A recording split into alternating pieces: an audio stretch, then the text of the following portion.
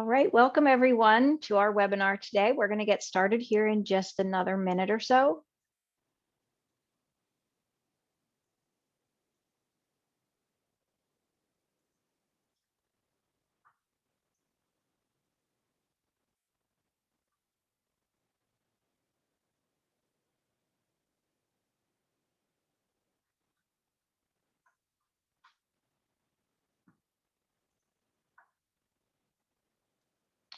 All right, it's 4:02, so let's go ahead and get started.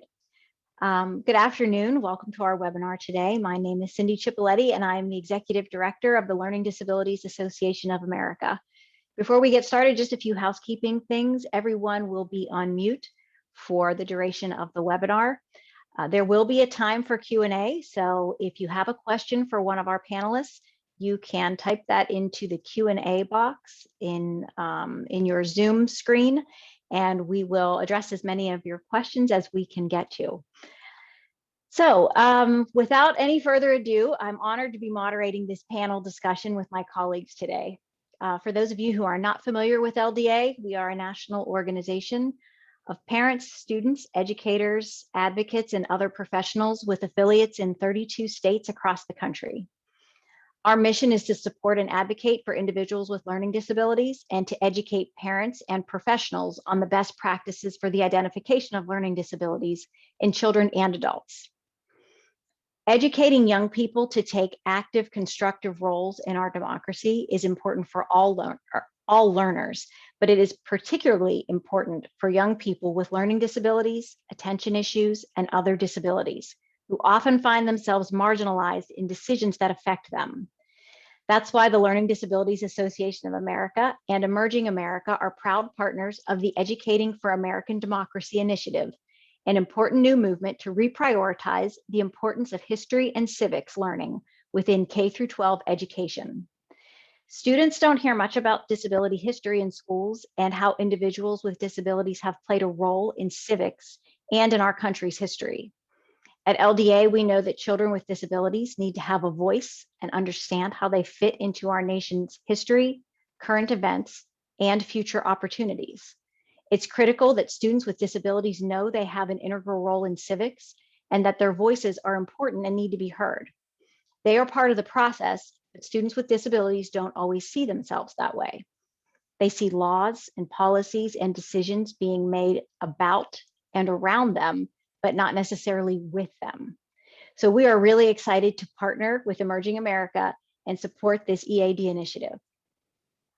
Now I just want to briefly introduce our panelists for today, and they can certainly tell you more about themselves and their work during their presentation time. Ace Parsi is the Outreach and Dissemination Lead for the EAD initiative. Ace and I have worked together in other collaborative roles, and he has done an absolutely amazing job with the EAD initiative. Kimberly Eckert is the 2018 Louisiana Teacher of the Year and Director of Educator Development for the Louisiana Department of Education. We are really looking forward to hearing about the initiative from an educator's perspective. And finally, Rich Cairn is the Director of Emerging America Program since 2006. And Rich has played an essential role in developing and refining the EAD Roadmap Disability History and Civics Extension. So welcome everyone. And Ace, why don't you get us started? Sure, and thank you so much for having me and leading this, Cindy and Rich. It's just a deep pleasure to be here with all of you. And I just noticed this like right before in my last meeting, and if I like shut my camera off, like I am wearing the same shirt and sweatshirt as I did like probably when I created this shot like 10 years ago. So COVID, I think I have like more gray hair and my beard, my afro's a little bit longer. But I am like, yeah, I'm wiser man for it. Yeah, it is so good to be with you all. I'm deeply grateful. And is the presentation up on the screen? Or, oh, there we go. Great. Yeah, so I think that this work really reminds us of how small the space actually is. So I had worked with Cindy and Kim in my previous role as Director of Innovation at the National Center for Learning Disabilities, this is an issue that I feel like deeply in my heart. It's important, and it's important to be inclusive. And I know that Rich and I have walked many similar circles in the past as well. I'll talk about this initiative and where I see those connections. We can go to the next slide. So this partnership came about literally, these are the 5 organizations that led it. So Circle, which does a lot of work in terms of research on civics and history, iCivics, founded by Justice O'Connor, the Arizona State University School of Economic Thought and Leadership, and the Edmund Safra Center at Harvard. But literally, like, hundreds of other people. Kim was part of those hundreds as well, in terms of listening sessions and steering committees and task forces of experts. And we're really proud of where we came to. So if we can go to the next slide. One thing that I want to highlight, and I've used this slide so much when I was at NCLD, because I think it's really important for us to figure out, to really reflect on where we've come from. So the picture on the, and especially on this topic of civics and history. So the picture on the dude on the left there is Francis Galton. He is the father of of modern statistics. He's also recognized as one of the fathers of eugenics nationally and internationally. And his views were adopted by some very powerful people in the United States. So if you just Google disabilities and Teddy Roosevelt or eugenics, and you will find things that will horrify you. And, you know, at the same time, like, we've had these incredible areas of progress in our country. So you look at, you know, what happened in post-World War II, where people were coming back from the war with various different physical disabilities, and how that changed the very frame of how we conceptualize disabilities in this country. And then following the legislations of Americans with Disabilities Act and the Individuals with Disabilities Education Act, and all these other historical civil rights legislations of how we continued to include more people in our society. So the reality of thinking about our disability rights movement within a historical context and an arc, and what the disability rights movement is really foundational to this conversation. So we can go to the next slide. Let me talk a little bit about what this Educating for American Democracy initiative is. I talked a little bit about who, but let's talk about the what. So let's go to the next slide. What this initiative does is, it's not a set of standards. It is not a set of curricula, but it is a roadmap to conceptualize how we want to prioritize civics and history education within our country. So it has these 7 themes. So theme 1, civic participation. How do people engage in our democracy and civic life? Our changing landscape. How has that physical geography changed, and how does that affect the experiences of different people in that civic participation? We the people, how has that concept of we the people changed over time across this changing landscape? Who has been included, who hasn't been included? A new government and constitution, how has that government and constitution either curtailed or empowered more rights for that we the people population? How is that related to institutional and social transformations, which includes the disability rights movement? And then a people in the world, how does that experience of us in America affect the experiences of others around the world? And as an immigrant child myself, well, no longer a child, as you can see from my beard is rapidly getting grayer and grayer by the year. How has that experience changed the experiences of others around the world?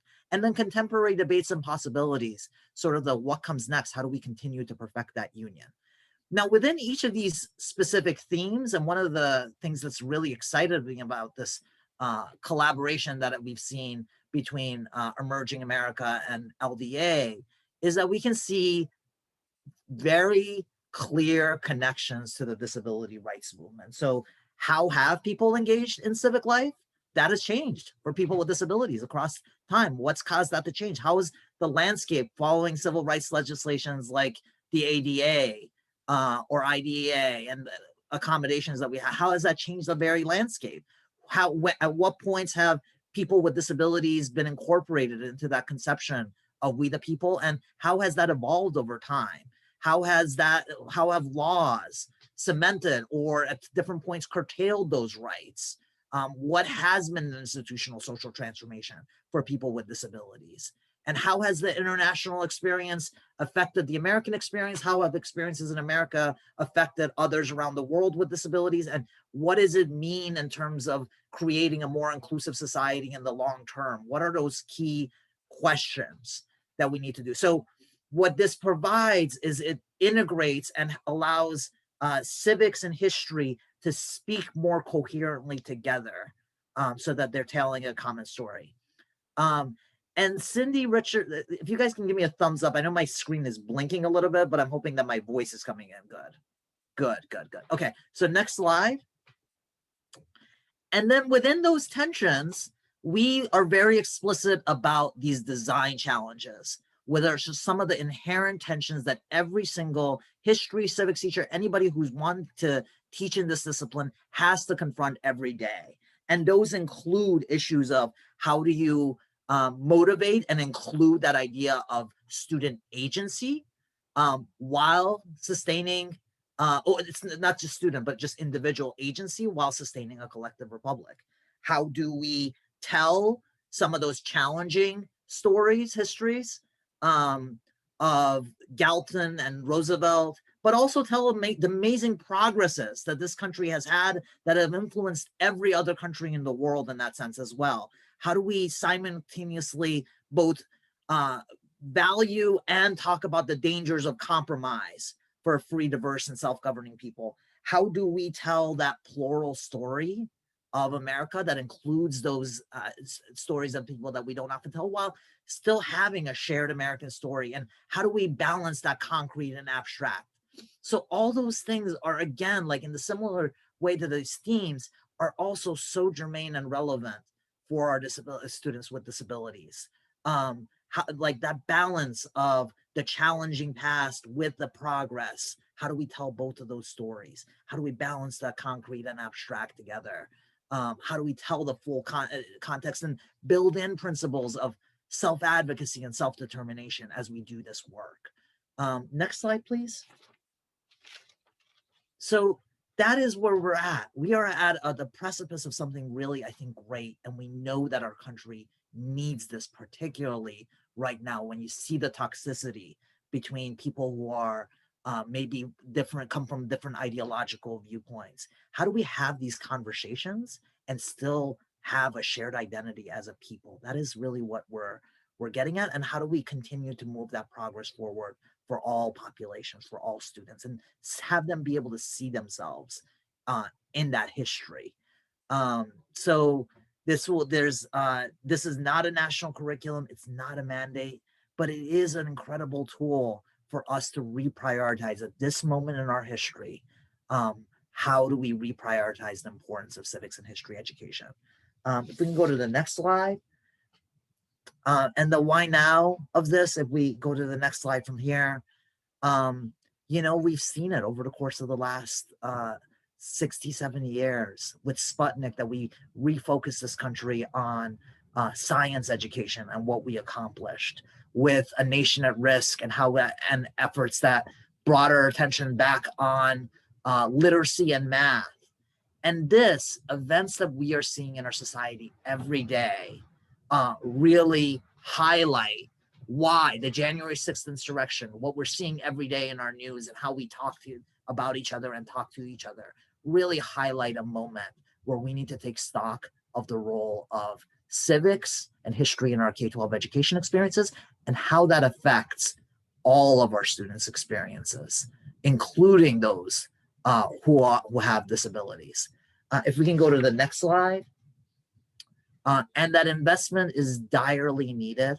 We know that for every $50 that we spend on STEM, which we're not saying we shouldn't spend that money on STEM, we spend about 5 cents on civics and history. And you think about what that investment then relates to how we serve our students with disabilities, with accommodations and with materials and all these things. Money isn't the only answer, but we do need to, it is a time for us to have a national wake-up call that we need to refocus on these important areas that we've neglected for far too long. And so this is going to happen at the local and the state level, but we think that there's resources and attention that need to happen at every level. And we need to, that this isn't just a teacher issue. It's not an administrator issue. It's not a community issue or parent or student issue. It's all of our issues. So if we can go to that next slide. So this is what where we're at. We have, you'll find at educatingforamericandemocracy.org. This roadmap can be used to inform instructional standards. It can help tell our plural yet shared story. And one of the things I know that Kim and I both have kids that are kindergartners. What it does is it enables us to take that history from those themes from the 12th grade and back map it all the way to our kindergartner students, because we don't throw any student into algebra at high school and expect for them to succeed. We lay that foundation, and we need to direly do that with history and civics education as well. So you'll see an integration of history and civics. There's also different sorts of pedagogy strategies. There's not a one size fits all with this, but we are incredibly bullish on this. And if we can go to the next slide and our specific goals in this process, we cannot do this in isolated silos.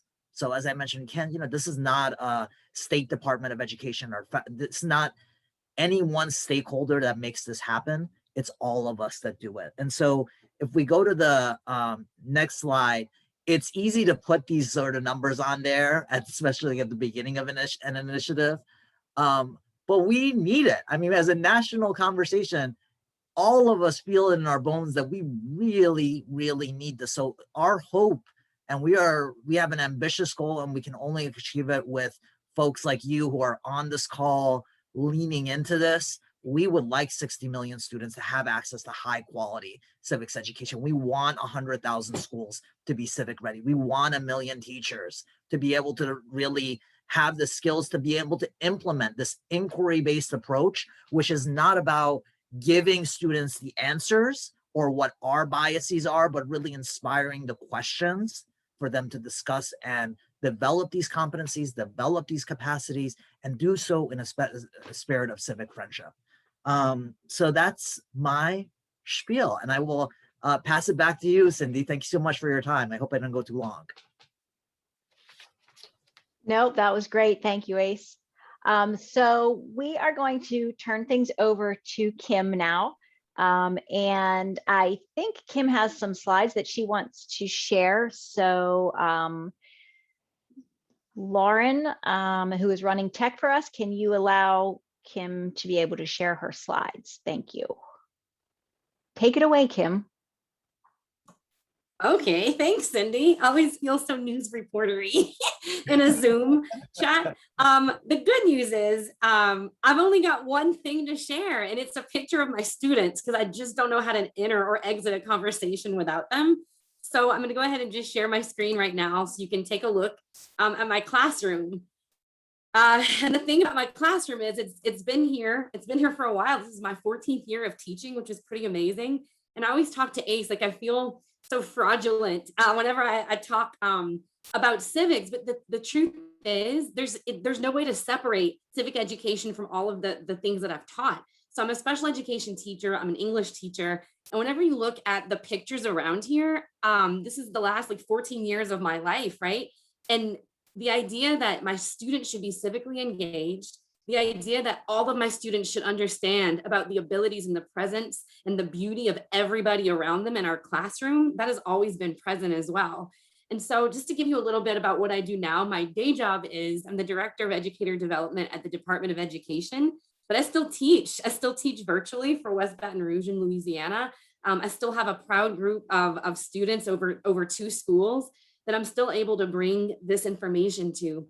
And the thing about it is that whenever I look at these students over the years, every single student in my class is the solution to a problem, every single one of them. But what I have noticed is no one bothers to solve problems that they don't care about, and nobody cares about problems that they don't know about. And so a lot of times for me as a teacher, it's what can I expose you to so that you can figure out where to plug in and what you care about?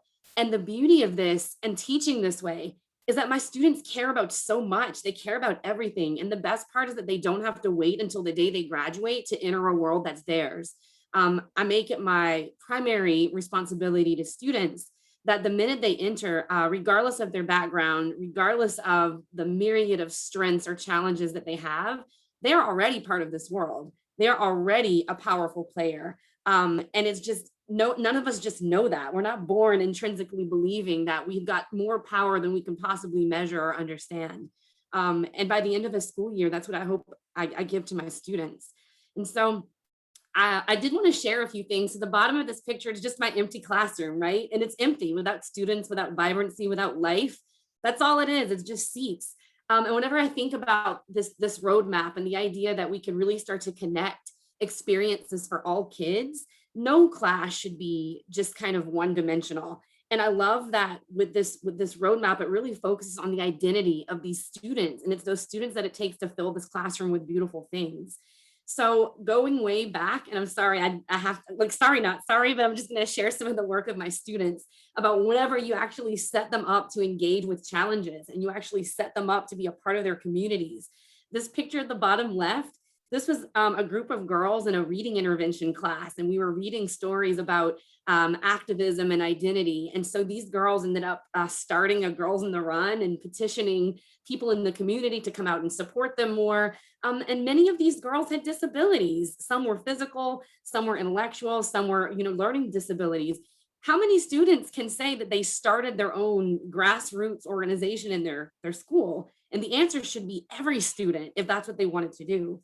And then you could look at the corners. So at the top here and to the right, these were some students of mine mixing in with a white cane day to learn about visual impairments and blindness. They realized that our community did very little to be able to support learners. And so they wanted to go to the learners themselves who have the barriers in a town, who have the barriers in a school. And they learned so much from them that day. And I could go on and on. Maybe I'll just share one more with you. The center says it all. Like, we actively learn about IDEA. We learn about disabilities. We learn about civil rights through this lens. We learn about human rights. And this is in the background. We actually went to a state penitentiary and talked to offenders there about their academic experience, and the numbers of people that were there that had learning disabilities or any sort of challenges that were never met by the school system. I think it reminded all of my students that we have a promise with education, and we continually break that promise whenever we don't intentionally keep it, by making sure that all students have what they need to be successful, but so that our world is successful because those students are a part of it. So I'm going to turn it back over, and I look forward to any questions. And I really do appreciate you letting me take the time to just share a little bit about my classroom and the work that we do that's so important to my students and I. Thanks, Kim. That was awesome. You can tell that you're a teacher, so you're very easy to listen to. So great. So I'm going to go ahead and turn this over to you now, Rich, from Great. Emerging America. So Thank there you. you go. It's all you. Yeah, so as Kim said, we welcome questions, and we may answer some of them in part, as I just did with in writing, but I really would be excited if we have a bit of a chance for a conversation at the end of this. So please do put your questions in there. I'm also excited to follow on the teacher. I come from kind of another level up from, essentially it's an intermediate school district that started back in the 1970s, collaborated for educational services back in the 1970s to put special education in place back when it first began. And today we work statewide in Massachusetts, and so my basic practice is in Western Massachusetts, where the local schools that we work with are, but then statewide in Massachusetts. And I have been fortunate since 2010 to have funding from the Library of Congress. So they make it possible for me to do this work, and have really supported me in focusing on the question of access. And I'm always the guy at national meetings of history people and so forth who's going, wait a minute, how are we going to make this accessible, really accessible to all learners, including the 15 to 20 or higher % of students in every school district who are special education, have IEPs of some kind. So if you could put the slides back up, I'm going to jump into a little bit of disability history. My role is really to help history, civics, and other teachers who are teaching some history and civics to really be able to teach those subjects to all their learners. And disability history needs to be a part of that, but it does not have to be, oh my God, a whole other subject that we're supposed to teach. So that's part of what the message that I want to get to you is, you're already teaching, if you're a classroom teacher, you're already teaching disability history, but what are you teaching people about it, and how can we focus on it and make it meaningful and really give students a chance to wrestle with inquiry and investigations and come to some conclusions on their own. So next slide. So one of the things that we have done over the years is to dig into the typical state content standards all across the country and to identify some themes that are, as I say, places where people are teaching disability history, whether they think that's what they're doing or not, it's just there. So thinking about, for example, antebellum reformers before the Civil War, thinking about the impacts of the Civil War, looking at the progressive era and the many things going on then, there's a lot of connections. And then post-World War II civil rights movements. There's other places you can connect, but those are places where it's just absolutely there. And then too, anytime we're teaching civics skills or teaching the roles of government, how communities function and those kinds of things, again, we're talking about people with disabilities and their relationships to government and to their community. But if we're not explicitly thinking about it, then the lessons we're teaching aren't the ones we want to be teaching. So how do we do that explicitly? Next slide. So a few examples. Everybody in almost every grade teaches immigration history, right?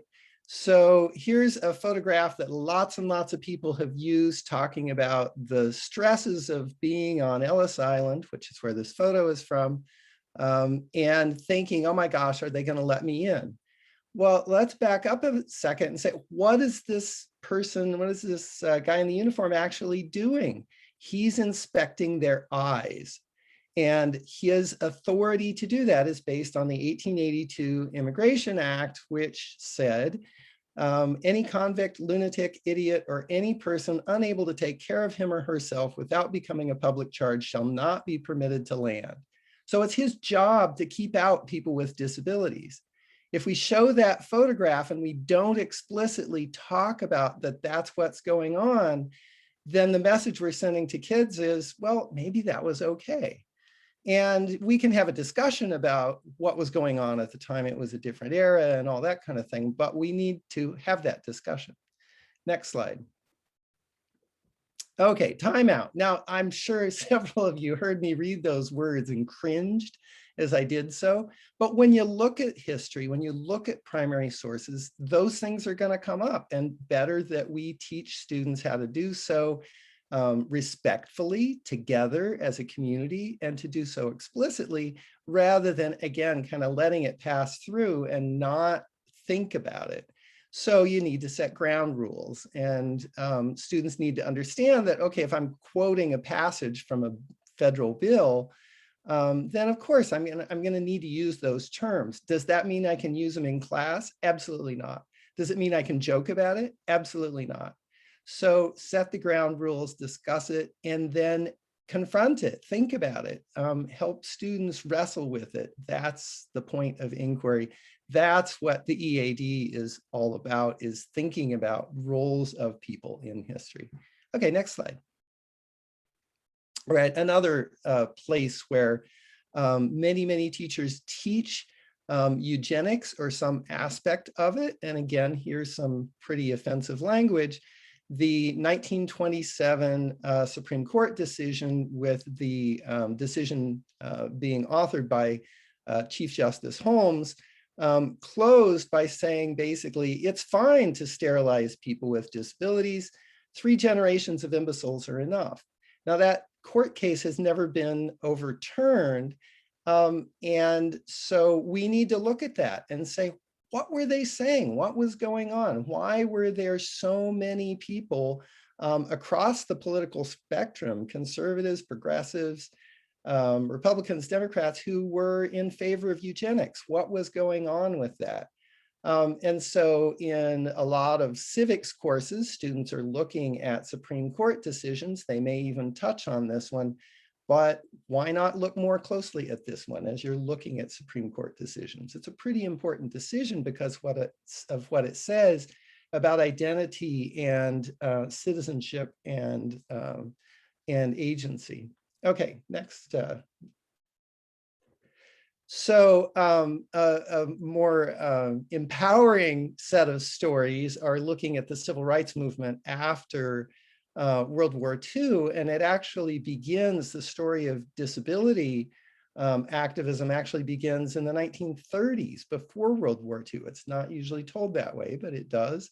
By the mid-70s, there was grassroots direct action going on. And I'm proud to say that in Massachusetts, the victory speech from a 1977 sit-in by Ed Roberts is now one of those documents that every kid in Massachusetts is supposed to know. And in that, Ed Roberts, who was a quadriplegic and an activist, he said, "We're no longer asking for charity, we're demanding our rights."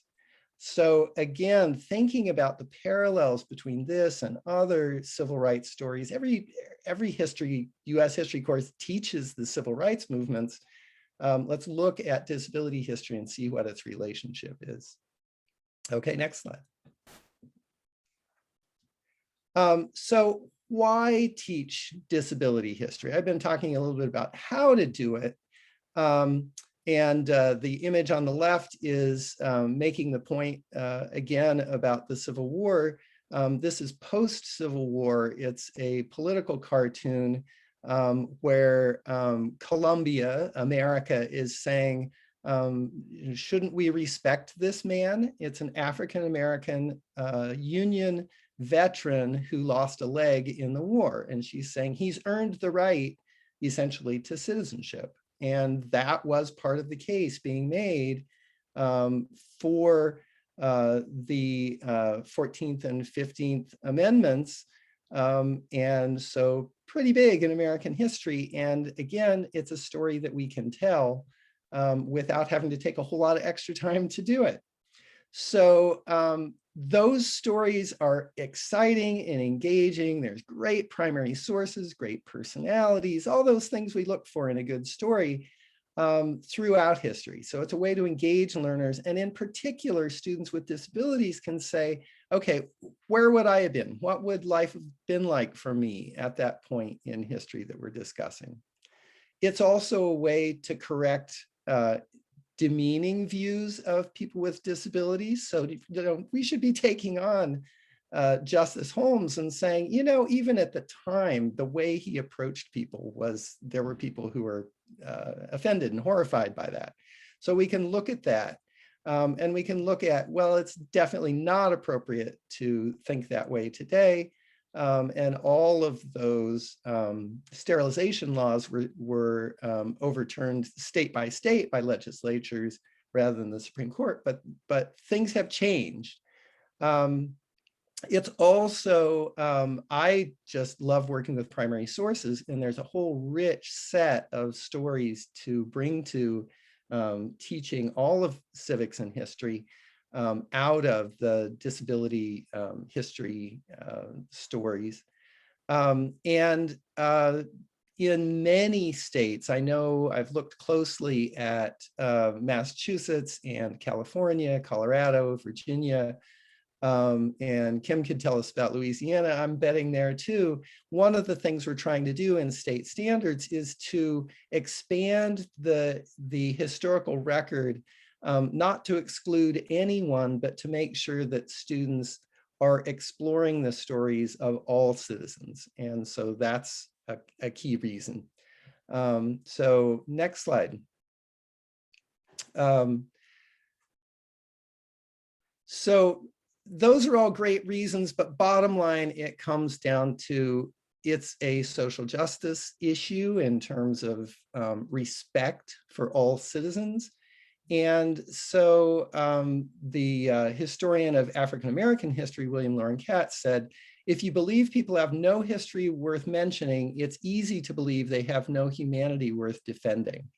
And so teaching the history of people with disabilities is empowering to everyone. And that's why we should do it. That should be enough reason, but all the other reasons are there too. Okay, next slide. So I'm going to talk a little bit about some of the ways we support this work. Teachers don't have to do this on their own. Even states don't have to do it on their own. There's a growing movement of us who are working to make resources available. Next slide. So one of the things that's happening is there's work going on basic citizenship issues of people with disabilities. There actually happen to be good friends of mine who are doing some of that research on voting. And they identified that there's 38 million eligible voters with disabilities, and yet the rate of voting is about 7% less among people with disabilities than it is among the general population of people without disabilities. That's unacceptable. We need to figure out how to educate and mobilize and support and make the pathways open for all citizens. Next slide. So a group that has been working on a campaign actually for quite a while, they took it to social media a couple of years ago. It's a group out of Massachusetts of mostly young adults. They started out as high school students doing this hashtag Teach Disability History campaign. They're still there. The young adults said, well, what can we do to help make sure this is still happening in the schools? And we've been working with them. I'm really excited to bring some of those young adults to the table when we're working on disability history curriculum, which we're going to be stepping up.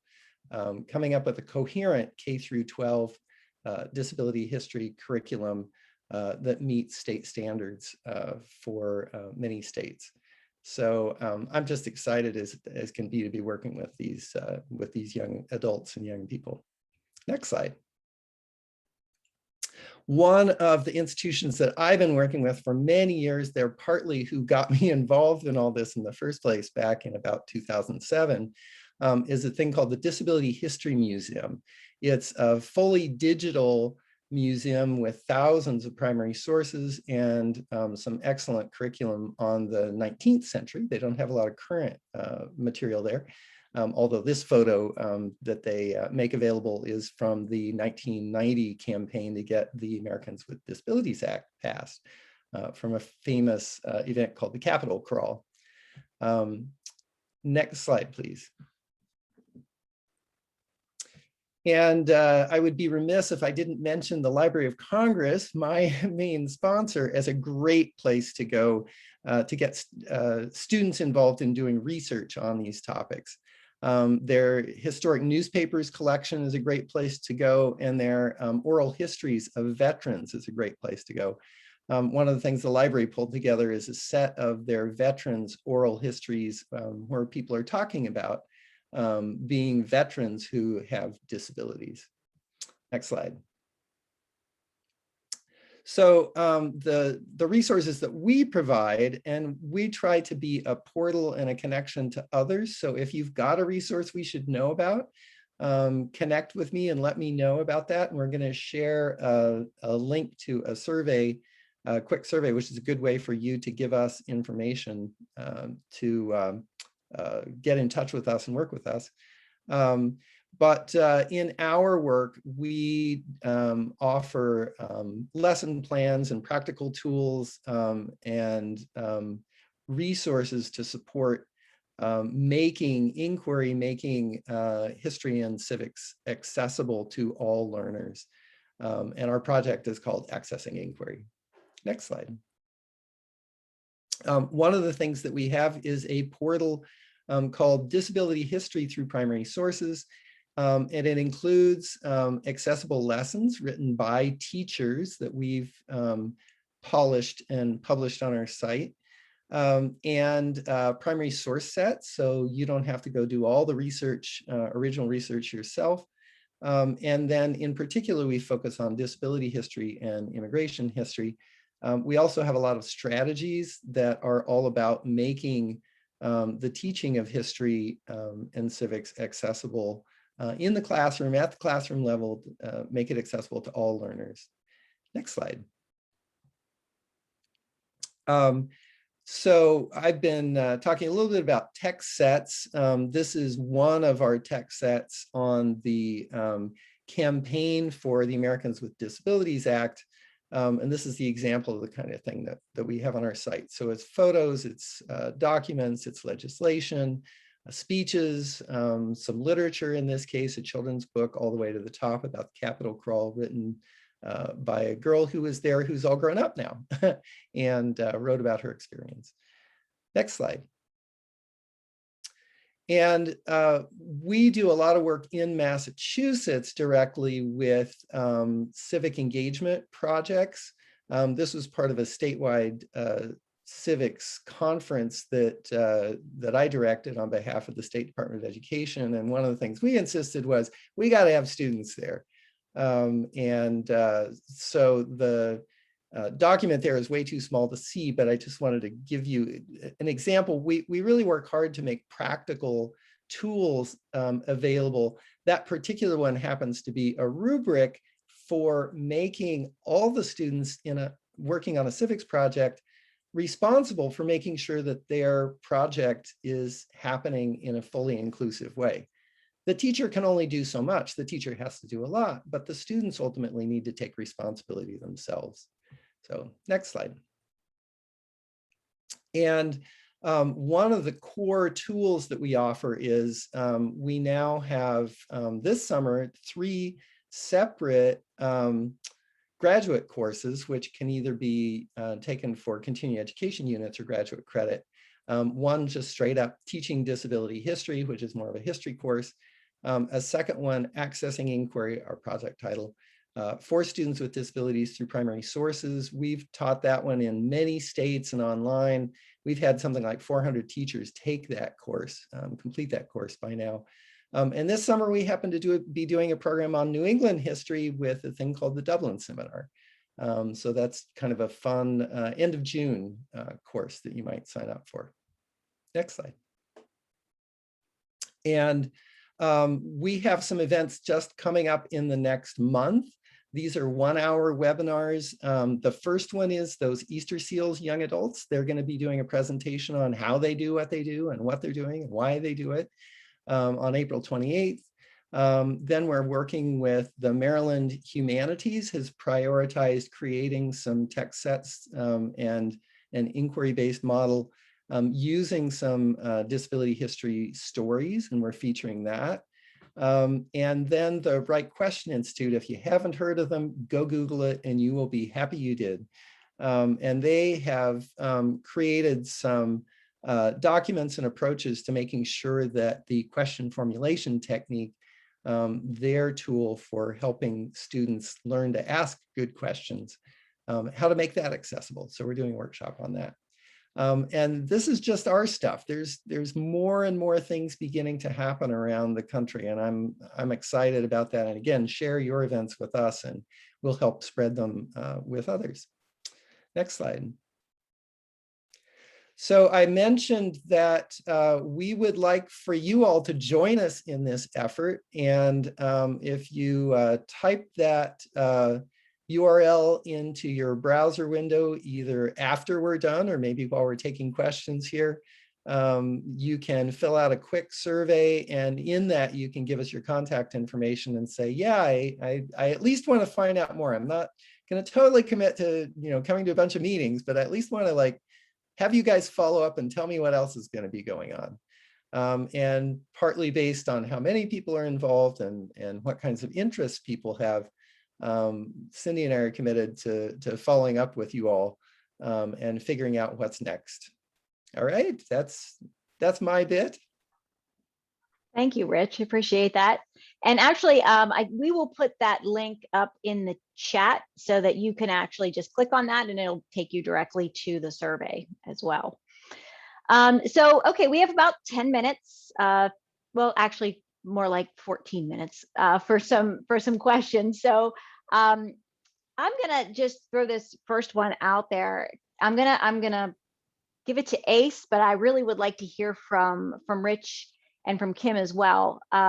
So, there's a lot, we talked about disabilities. There's a lot of different disabilities. There's a lot of different categories of disabilities. And when we're talking about education and the IDEA, there's a lot of categories of disabilities just specifically under that law. And I'm going to refer to these as maybe invisible disabilities. So if we're talking about learning disabilities or intellectual disabilities, developmental disabilities, those kind of things. How do we see this, the disability history and civics extension for the roadmap? How do you see that applying to maybe some of these students who are kind of a large population receiving services under IDEA? How does it, how do we see that playing out with that category of students? And I recognize that learning disabilities are different than developmental disabilities, different than intellectual disabilities. So for the purpose of this question, I'm lumping those all together, but recognize that there are a lot of differences in those as well. Yeah, I think that's a great question. I think one to note that we are not gonna achieve this overnight.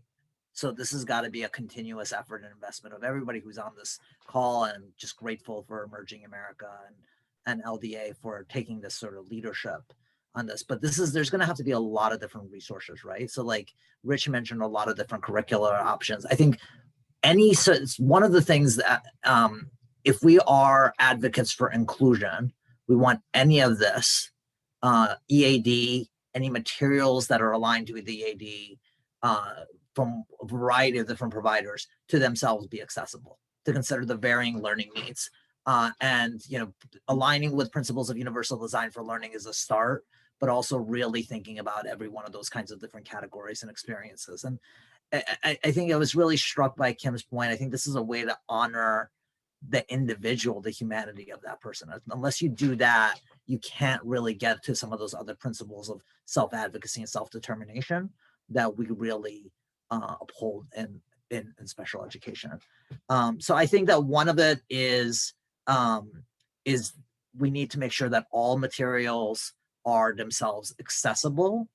And I don't mean it in terms of accessible like you see it in some textbooks, accessibility like, it's watering it down or lowering the standard. I mean real accessibility and accommodations and building into the greatness of every single student. And then the second thing is I think that beyond making the materials accessible, our next journey is to really include that plural story of America and Americans, and tell some of the things that Rich sorrowfully shared with us. Because people who's, it's a truth that when people's histories aren't valued, those people themselves aren't valued. And so it is important for, if you're just a disability rights advocate and you're not a civics advocate, it's important for our students to be at that table. But if you're also a self-advocacy advocate, if you're a self-determination advocate, if you're one of those wants to believe that those skills and capacities are important for all students and fight for that to be in a student's IEP, it's also important to, this is a great vehicle to do that. And it's going to be a process for us to do that together. Great. Yeah, thanks. So Kim or Rich, did you want to, either of you want to weigh in on that or Kim? at all? I'll say that I really want to underscore what Ace just said about self-determination and advocacy really being at the heart of this. We found in Massachusetts, Tufts University did a study of civics education in Massachusetts. And one of the things that they found was that through no intention of anybody, but it's just a fact that the students who are in special education programs are routinely pulled out of social studies and civics like every week in Massachusetts. So elementary students are getting little enough civics to start with. And then somebody's deciding in district after district that, well, okay, that's the least important thing they're learning. It's okay if we pull them out then. And so that's, to me, that's a civil rights issue. Is that something that it's okay that we're just doing casually, sort of nobody really making that decision? And so what the EAD helps to do is to elevate the importance of history and civics across the board, and then to say, you know what, that learning this is just part of being a student. We shouldn't be teaching disability history because there's 18% of the kids in my district are students have disabilities. We should be teaching disability history because it's part of history, it's part of civics, it's part of understanding how it all works. And those students, many of whom, you make the point there's a lot of diversity among them, many students with disabilities, the last thing they want to do is to be called out and said, well, this is your history. It's like, no, that's not how we're going to go at this. So. Great. Yeah, thank you. Definitely underscore all that. I'm like, yes, because it's such an interwoven history. And it's funny, the intersectionality now, I'm thinking about like history, like Black history and like Latinx history. It's history, right? And I think whenever we come to this place and where the roadmap really helps, what do we want kids to know? Why do we want them to know it? That's all kids. And I can't express enough to Rich, the same thing happens here, right? Whenever we think about inclusion, that means all of the experiences are included, and the few experiences that students in civics or history classes can even get right now, it's even less for students with disabilities, because yes, oh, it's Renaissance Festival Day. Well, you're going to stay and we're going to do some remedial math and have you with your makeup test. Or, oh, it's like pretend voting day. Oh, I need you to come work on some goals over here. So it's like these few experiences that they could like really be enriched by and enrich the experience of. It's routinely denied and replaced. And arguably, maybe, one of the lessons of life that sticks the longest is your lifetime as a citizen. And another thing, it's really interesting, and this really piques my students' interest. The category, right? The categorical disability. That's the one group any of us can be a part of at any time. It's who we are. Like, it's us. And there's just no way to separate that. And whenever it's separated, it's useless. It's not fruitful. It's not efficient. And it's not productive. Yeah. So then, Kim, let me ask you this as an educator, and again, Ace and Rich, please feel free to weigh in with your thoughts after. But as an educator, Kim, how do you see what practical application can this roadmap and this disability history extension have, so that we can get it into classrooms and it doesn't appear overwhelming to teachers? So it's not just something else that maybe a teacher looks at and says, oh, this is something else that I've got to work with now, and overburdening. So that this is something that can get educators excited about. How can we make that easy for them to do? It's a really great question. And I think, and I can't speak on behalf of social studies teachers, but I would reckon this would be a huge help for them, because there's not a whole lot of support, at least not in Louisiana, like a real like codified, like holistic support for them. And so I think that already makes things easy. A roadmap by design, right? It's like we kind of know where we're going, and this is how we get there without shooting in the dark. For myself, as a teacher of so many different subject areas, this space, it's really about, like, I think it makes me closer to my students. And so in my experience in practice, it's like, as we learn these things, it's always okay, but how does this affect us? Like, why are we learning this? Is the ultimate, why are we learning this? And I think that as a teacher, your proudest moment when you can explain why, and the kids get it and they want to do something about it. Because what's the purpose of an education if it doesn't like mobilize you or activate something inside of you? And so I think that is a way to look at it in terms of no matter what subject you teach, how do you connect kids to the community that they're in, their school community, their family community, their communal community, and their country, their world. And I think that partnership and that give and take and that ask and respond of kids what do you see? How can we improve this? How can we make it better? How can we move from where we've been? It enhances and it makes things a lot more deeper. And I think it elevates the quality of our instruction.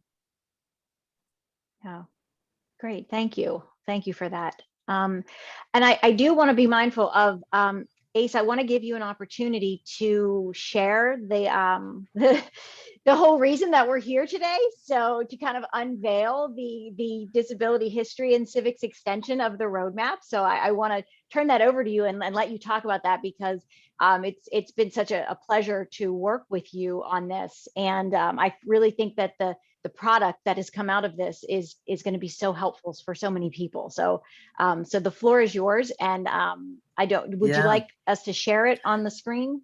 Sure. And I would say, I think I really want to thank both LDA and Emerging America, who are organizational champions of the Educating for American Democracy initiatives, for taking the leadership on this. And I think in a similar way that this is not, the EAD roadmap itself is not the last chapter in the book. This is kind of we're evolving, we're learning, we're doing things.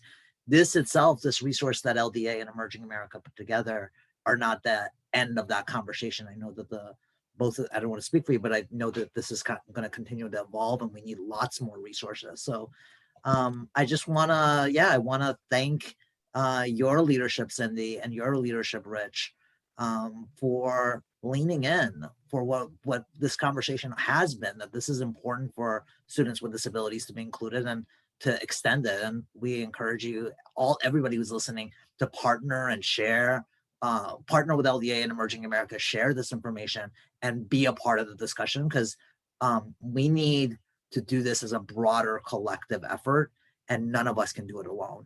We need you, no matter if you're a parent, if you're educator, organizational leader, civil society, wherever you find this. This is about safeguarding kind of that pluralistic American tradition for the next generation. So thank you.